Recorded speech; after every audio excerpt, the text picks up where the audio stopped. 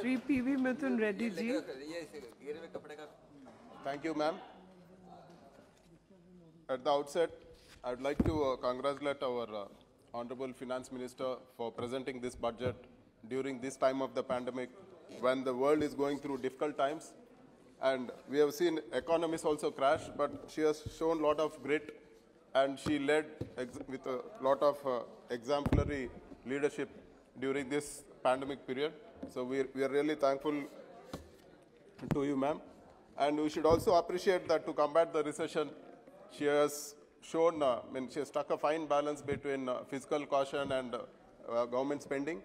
But even before, during the lockdown, our country was going through difficult times. This is evident from the fact that the economic growth was down to 4.19%, and the tax revenues for our country were down by 3.69% compared to the previous year before the lockdown.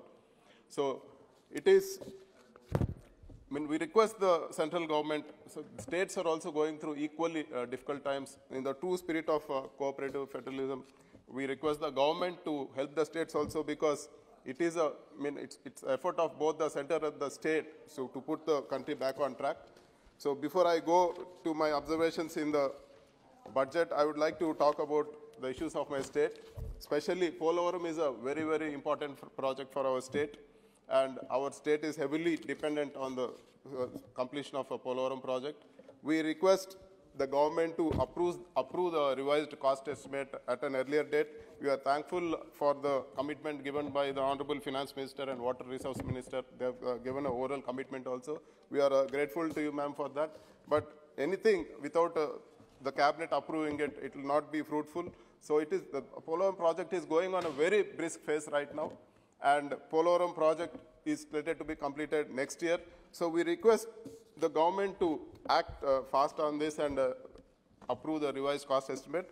And coming to the other issue of medical colleges, so post bifurcation, we don't have tier 1 cities in Andhra Pradesh apart from Visakhapatnam. So not much private people are coming forward to set up super specialty hospitals. So our Chief Minister has come forward to construct 16 new medical colleges and super specialty hospitals. So we request the central government to help us out, because when there's no private people coming in, there's only option is a public sector investment in that. So even if you see pro rata compared to the other states, the number of medical colleges in Andhra Pradesh is very, very less. So we request the government to take care of this, because we have seen in the pandemic how important it is for medical department to be equipped properly.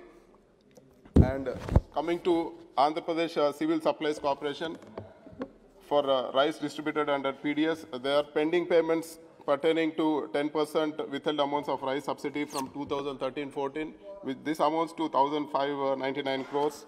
And even Pradhan Mantri Garib Ann Kalyan Yojana, which is 1723 crores.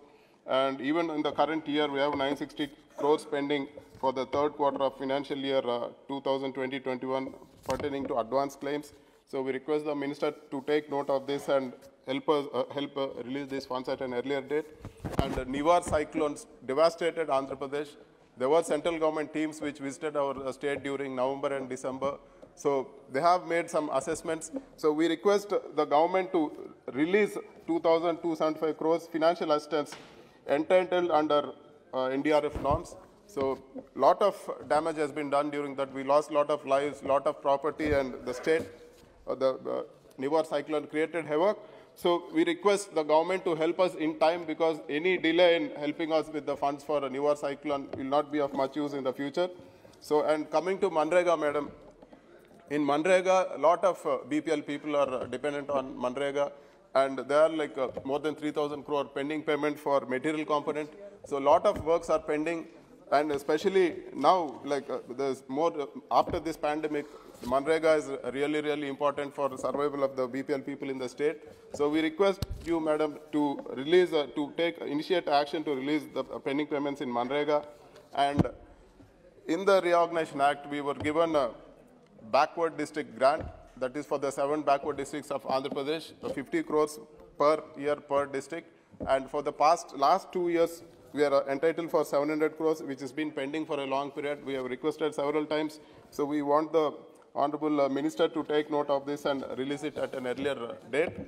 And Madam, in the floor of the House, while state was being bifurcated, because of unviable finances, we were promised special category status. So it is our demand that special category status be given to our state. It's been, the period of AP Reorganization Act is for 10 years. Now it's been 7 years since the act was initiated. There's just 3 years left. We want the government to give us special category status. It is not that we are out of the thing we are asking. It was there in the NDA manifesto in 2014.